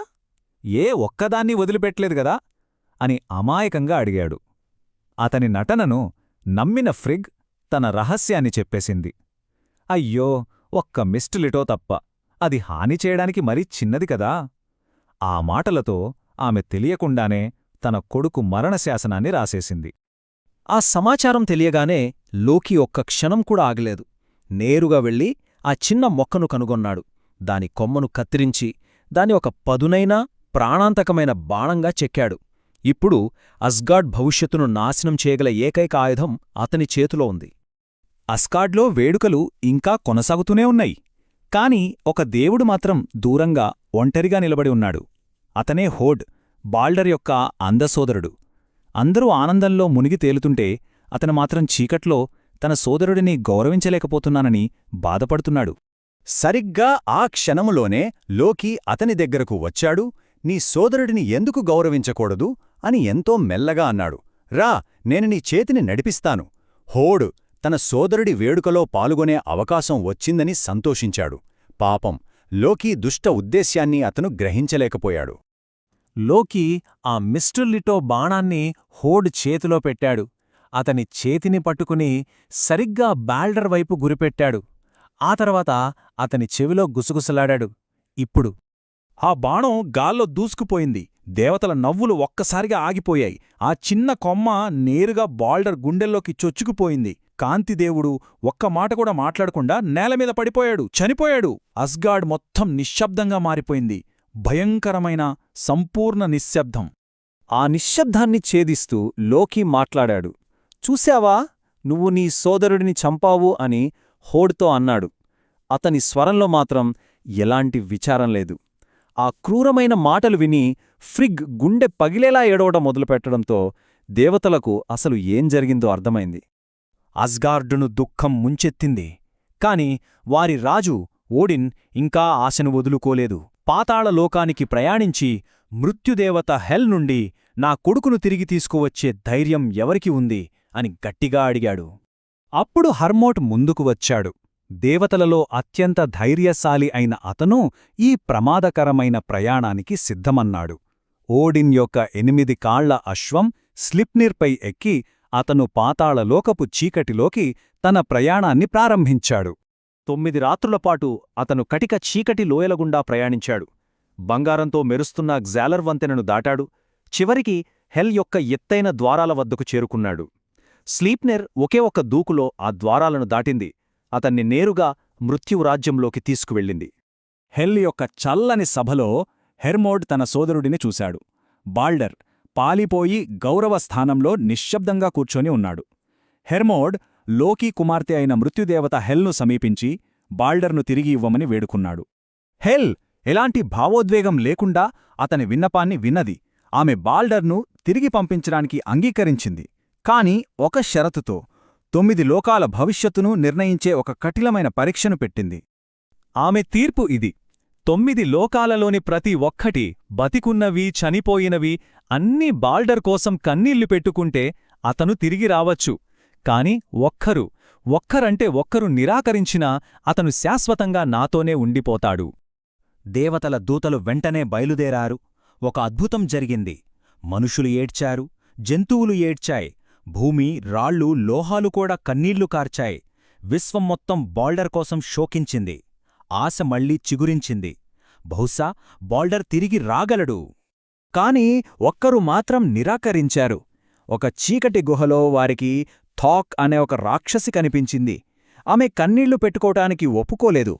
ఆమె మాటలు ఎంతో చల్లగా, క్రూరంగా ఉన్నాయి. హెల్ తన దగ్గర ఉన్నదాన్ని తన దగ్గరే ఉంచుకోనివ్వండి. ఆ క్షణంలోనే దేవతలకు అంతా అర్థమైపోయింది. ఆ థాక్ మరెవరో కాదు, మారువేషంలో ఉన్న లోకీనేయని. అతని చివరి మోసంతో బాల్డర్ విధి శాశ్వతంగా ముగిసిపోయింది. దేవతల కథలో మనం చివరి అంకానికి చేరుకున్నాం. అత్యంత భయంకరమైన, అతి ముఖ్యమైన అధ్యాయమిది. అదే రాగ్నరాక్, అన్నింటికీ అంతం. ఈ కథ మనల్ని ప్రళయం అంచుకు తీసుకువెళుతుంది. ఇక్కడ దేవతలు, రాక్షసులు, ఇంకా ఈ లోకాలన్నీ తమ అంతిమ విధిని ఎదుర్కోబోతున్నాయి. ఈ కథ ఈ భయంకరమైన మాటలతో మొదలవుతుంది. ఇవి కేవలం మాటలు కాదు, రాబోయే వినాశనానికి ఇవి సంకేతాలు. జాగ్రత్తగా వినండి, ఎందుకంటే మనమిప్పుడు భూమి అంతం, ఇంకా దేవతల మరణం గురించి తెలుసుకోబోతున్నాం. అంతానికి మొదటి సంకేతం వచ్చేసింది. ప్రకృతి తన క్రమాన్ని తప్పింది. ఇక మహాశీతాకాలం మొదలైంది. అంతానికి అసలైన నాంది ఫింబుల్ వింటర్ రాకతో మొదలవుతోంది. ఇది మామూలు చలికాలం కాదండోయ్, ఇది అంతం లేని క్రూరమైన శీతలం. 1 కాదు, 2 కాదు, ఏకంగా 3 సంవత్సరాలపాటు వసంతం రాదు, వేసవి రాదు. అన్ని వైపుల నుంచి మంచు తుఫానులు విరుచుకుపడతాయి. ఈ చలికి కేవలం భూమేగాదు, మిడ్గాడ్లోని మనుషుల మనసులు కూడా గడ్డకట్టిపోతాయి. ఆకలితో మనుషులు పిచ్చివాళ్లైపోతారు. సోదరులే ఒకరినొకరు చంపుకుంటారు. ఇచ్చిన మాటలకు ఇక విలువే ఉండదు. ప్రపంచం నైతికంగా పతనమైన తర్వాత ఇక విశ్వంలో వినాశనం మొదలవుతుంది. యుగాలుగా సూర్యచంద్రులను వెంటాడుతున్న స్కోల్ మరియు హటీ అనే తోడేళ్లు చివరకు తమ వేటను పట్టుకుంటాయి. ఒకటి సూర్యుడిని, మరొకటి చంద్రుణ్ణి మింగేస్తాయి. అంతే, ఒక్కసారిగా ఆకాశం చీకటిగా బూడిదరంగులోకి మారిపోతుంది. నక్షత్రాలన్నీ మాయమైపోతాయి. ప్రపంచం మొత్తం అంతులేని చీకటిలో మునిగిపోతుంది. ఇక వెలుగుయుగం ముగిసింది. ఇప్పుడు గందరగోళాన్ని అదుపులో ఉంచిన బంధాలన్నీ ఒకదాని తర్వాత ఒకటి తెగిపోతున్నాయి. విశ్వవృక్షం ఇగ్రసెల్ కంపించడంతో మొదటగా మహాతోడేలు ఫెన్రిర్ తన గొలుసుల్ని ముక్కలు చేసుకుని బయటపడుతుంది. ఆ తర్వాత సముద్రాల అడుగున నిద్రిస్తున్న మిడ్గాడ్ సర్పం జోర్మున్గాండర్ భయంకరమైన కోపంతో పైకి లేచి భూమిని విషంతో నింపేస్తుంది. ఇక చివరగా మోసాల దేవుడు లోకీ తన బంధనాల నుండి విముక్తుడై దేవతలపై ప్రతీకారం తీర్చుకోడానికి సిద్ధంగా ఉన్నాడు. ఓవైపు ప్రపంచం మొక్కలవుతుంటే మరోవైపు ఆఖరి మహాసంగ్రామానికి సైన్యాలు సిద్ధమవుతున్నాయి. రక్షకులు మరియు వినాశకులు ముఖాముఖిగా తలపడటానికి రంగం సిద్ధమైంది. ఈ తుది యుద్ధం ఎంత భయంకరంగా ఉండబోతోందో ఇక్కడ మనం చూడొచ్చు. ఒకవైపు ఓడిన్, ఆయన ఏసిర్ దేవతలు, ఇంకా వల్హల్లా నుండి వచ్చిన అమర యోధులు ఐన్హెర్జార్ ఉన్నారు. మరోవైపు వినాశకర శక్తులు లోకి, హెల్ నుండి వచ్చిన మృతుల సైన్యాలు, సర్టర్ ఇంకా అతని అగ్ని రాక్షసులు, ఫెన్రిర్ అనే మహా తోడేలు, జోర్మున్గాండర్ అనే ప్రపంచ సర్పం, ఇలా అంతా ఒక్కచోట చేరారు. ఇది మంచికి చెడుకు మధ్య యుద్ధం కాదు. ఇది క్రమానికి, గందరగోళానికి మధ్య జరిగే అంతిమ పోరాటం. వరదలతో నిండిన సముద్రాలపై ఒక భయంకరమైన ఓడ వస్తోంది. దాని పేరు నాగల్ఫార్. దాని గురించి వింటేనే ఒళ్ళు జలధరిస్తుంది. ఎందుకంటే అది చనిపోయిన వారి గోళ్లతో నిర్మించబడింది.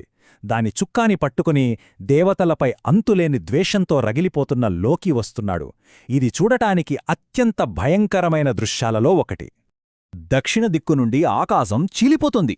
అక్కడ నుండి సర్టర్, మస్పెల్ నుండి వచ్చిన అగ్నిరాక్షసులు ముందుకు వస్తున్నారు. వారు దేవలోకానికి దారైన బైఫ్రాస్ట్ అంటే ఇంద్రధనస్సు వంతెన మీదుగా వస్తున్నారు. వారి వేడికి, ఆ రాక్షసుల బరువుకి ఆ 7 రంగుల ఇంద్రధనస్సు కాలి బూబిలైపోయింది. ఇంకెప్పటికీ ఆకాశంలో ఇంద్రధనస్సు కనిపించదు. ఈ వినాశనాన్ని చూసిన హైమ్డాల్, దేవతల కావలివాడు, వెంటనే తన జెల్లర్ హార్ను తీసుకుని తన పూర్తి శక్తితో ఊదుతాడు. ఆ శబ్దం 9 లోకాలలోనూ ప్రతిధ్వనిస్తుంది. అది నిద్రిస్తున్న దేవతలను మేల్కొల్పే శబ్దం. ఆ శబ్దం ఒకే ఒక్కసారి వినిపిస్తుంది. అదే ఆఖరిసారి అంతం మొదలైందని చెప్పడానికి. యుద్ధానికి వెళ్లే ముందు ఆల్ఫాదర్ ఓడెన్ చివరిసారిగా ఒక్క పని చేస్తాడు. అతను ఎగ్డ్రాసిల్ మూలాల వద్ద ఉన్న మిమిర్ బావికి వెళ్తాడు.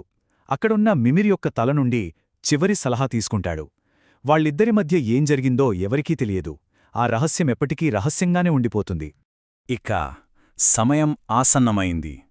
ఓడిన్ నాయకత్వంలో దేవతలు మరియు వల్హల్లా యోధులు ఐన్హెర్జార్ బంగారం మరియు ఇనుము కవచాలతో మెరిసిపోతూ విగ్రిడ్ అనే విశాలమైన యుద్ధభూమికి గంభీరంగా కవాతు చేస్తున్నారు.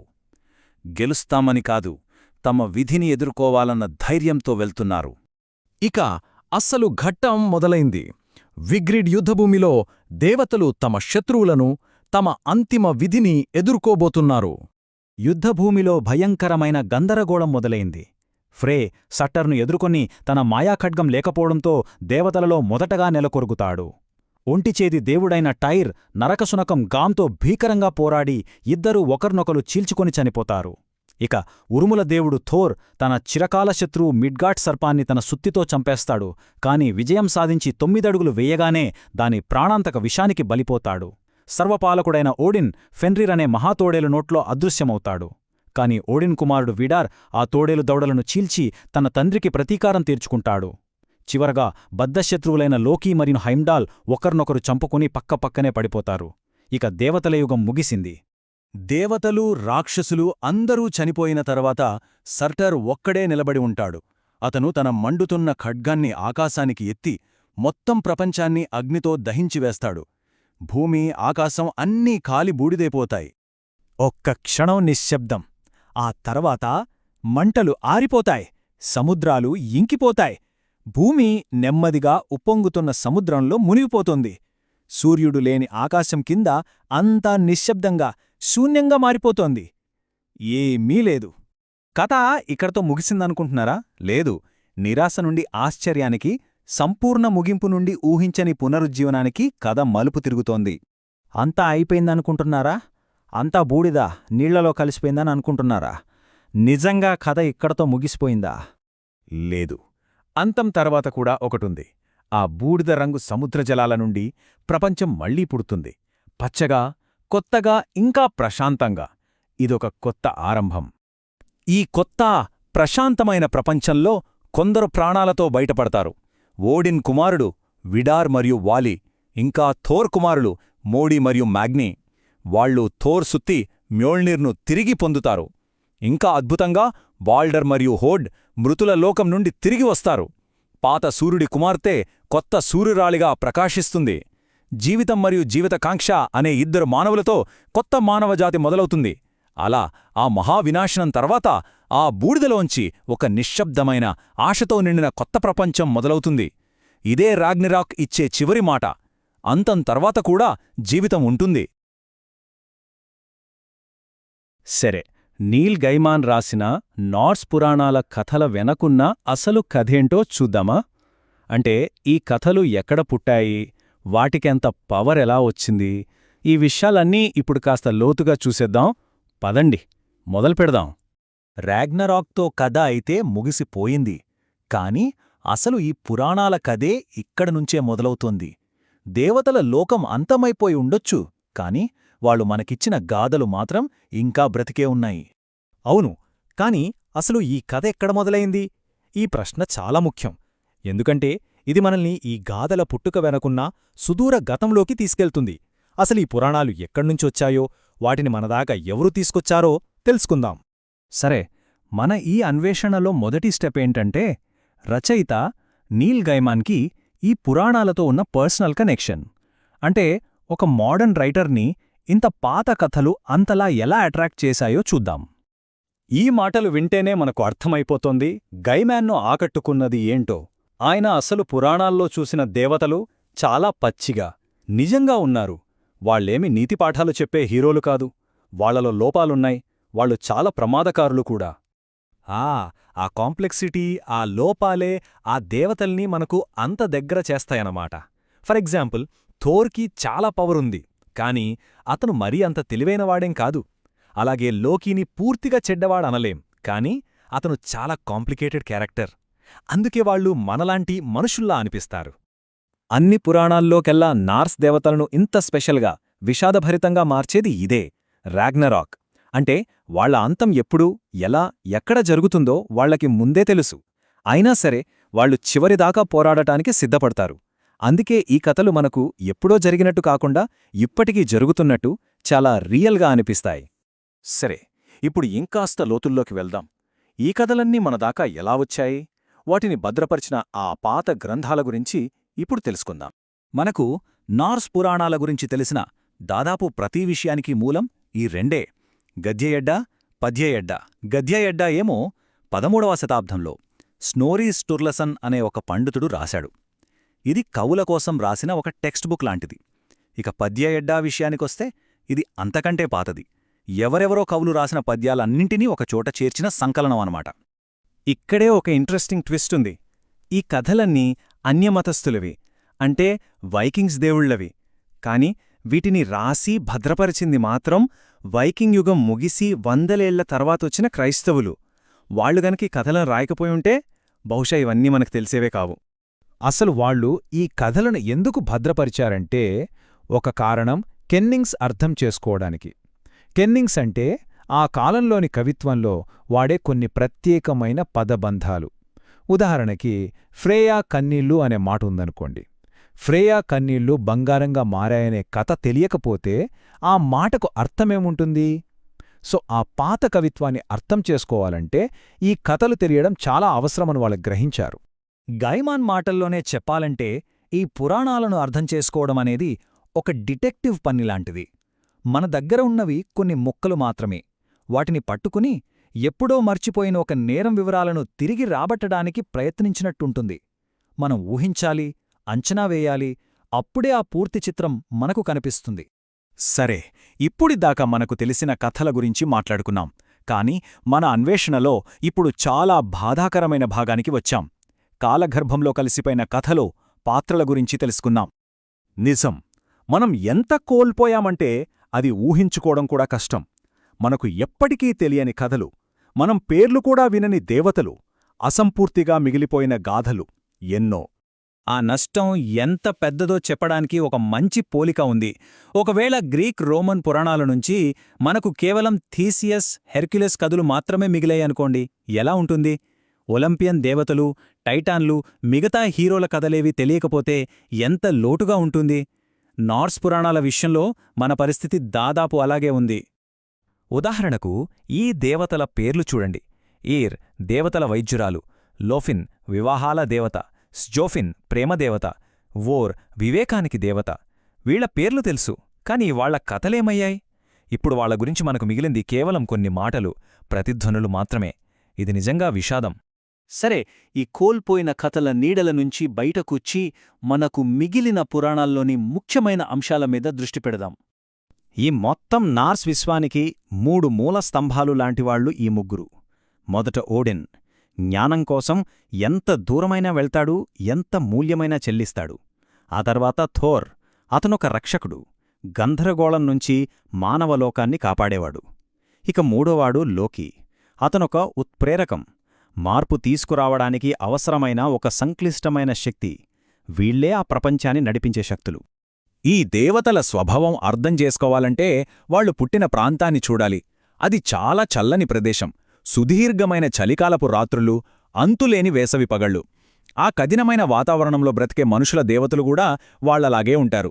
వాళ్లు పర్ఫెక్ట్ కాదు, ఎందుకంటే వాళ్ల ప్రపంచమే పర్ఫెక్ట్ కాదు. వాళ్లది ప్రాక్టికల్ ప్రపంచం. ఇక మన ఈ విశ్లేషణలో చివరి అత్యంత ముఖ్యమైన భాగానికి వద్దాం. అంతం, పునర్జన్మ అనే ఈ చక్రం గురించి మాట్లాడుకుందాం. నార్స్ పురాణాల్లో అద్భుతమైన విషయం ఈ చక్రీయత. ఈ ప్రపంచం ఎలా మొదలైంది? మంచు అగ్నితో. ఎలా అంతమవుతోంది?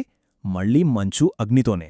రాగ్నరాక్ తర్వాత అంతా నాశనమవుతుంది, కాని అది అంతం కాదు, అది ఒక కొత్త ఆరంభం. ఆ బూడిదిలోంచే ప్రపంచం మళ్లీ పుడుతుంది. ఇది ఒక అంతులేని చక్రం. చివరగా గైమాన్ చెప్పిన ఈ మాటలు మనందరికీ ఒక స్ఫూర్తి.